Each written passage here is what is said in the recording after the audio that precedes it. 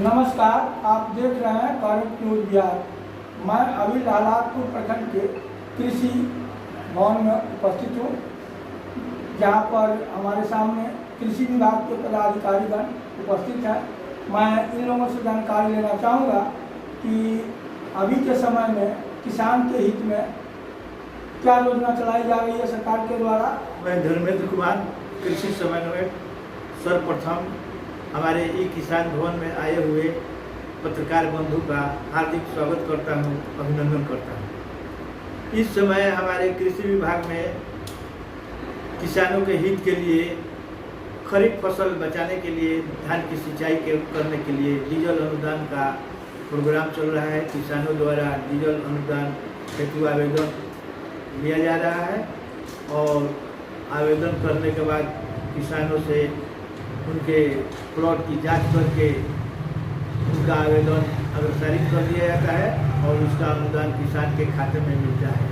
साथ ही साथ इस समय सबसे महत्वपूर्ण कार्यक्रम चल रहा है कि हमारे किसान बंधुओं को जो प्रधानमंत्री किसान सम्मान निधि योजना का जो 15वीं किस्त मिलने वाली है, उसमें जिन किसान बंधुओं का EKYC और NPCI खाता लिंक नहीं है, उन किसान बंधुओं को युद्ध स्तर पर EKYC करने के लिए प्रोत्साहित किया जा रहा है तथा जिले से हमारे प्रखंड में कुछ किसानों की सूची आई हुई है। पंचायतवार उस सूची के अनुसार प्रत्येक पंचायत में कैंप लगाकर किसानों को प्रोत्साहित किया जाता है तथा ऐप के माध्यम से उनका EKYC कर दिया जाता है ताकि उनको 15वीं किस्त का लाभ मिल सके। अभी कुछ दिन पहले हमारे प्रखंड परिसर में जैविक कॉरिडोर योजना के तहत एक प्रशिक्षण कार्यक्रम हुआ था, जिसमें हमारे किसानों को जैविक से खेती करने के लिए प्रशिक्षण दिया गया। हमारे प्रखंड में 200 एकड़ में जैविक खेती करना है, जिसमें 3 गांव गंदासपुर, दयालपुर और धनेश छपरा का चुनाव हुआ है। उसमें हमारे 288 किसान लाभान्वित हैं।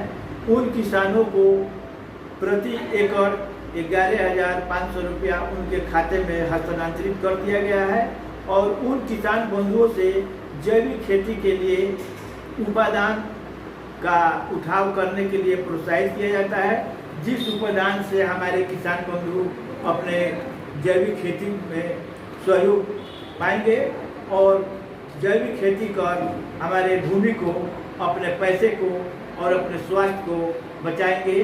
क्योंकि आज के समय में जैविक खेती एक बहुत ही महत्वपूर्ण मांग है, क्योंकि शुरू में हम लोग रसायन का प्रयोग करके अपने मृदा को, अपने स्वास्थ्य को और अपने आर्थिक क्षति हम लोग उठा रहे हैं। इससे बचाव करने के लिए हमें जैविक के तरफ अग्रसरित होना है।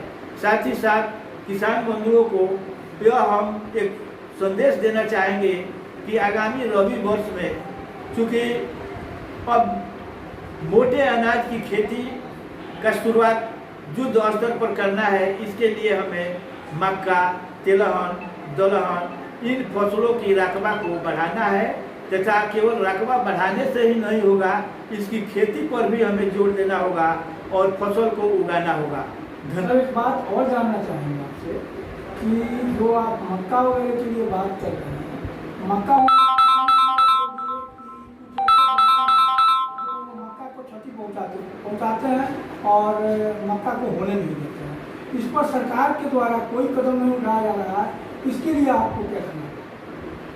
इसके लिए हमें ये कहना है कि हमारे कृषि सचिव महोदय के द्वारा अभी हाल ही में इसका आकलन किया गया। किसानों के द्वारा यह अपनी समस्या बताई गई कि हमारे फसल को घुपड़ास, नीलगाय और बनसूअर बहुत तबाह करते हैं, जिससे हमारे विभाग की तरफ से इसकी गणना की जा रही है कि इस पंचायत में कितने नीलगाय से कितना रकबा क्षतिग्रस्त हो रहा है। इसका एक सूची तैयार करके आगे कार्यक्रम किया जाएगा, जिसकी जानकारी हमारे किसान बंधुओं को दी जाएगी।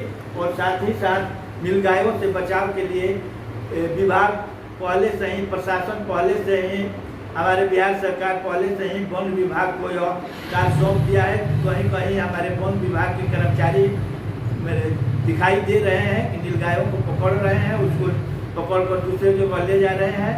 हो सकता है कि हमारे प्रखंड में भी ऐसी व्यवस्था बहुत जल्द हो। धन्यवाद। चलिए, इस जानकारी के लिए आपको भी बहुत बहुत धन्यवाद।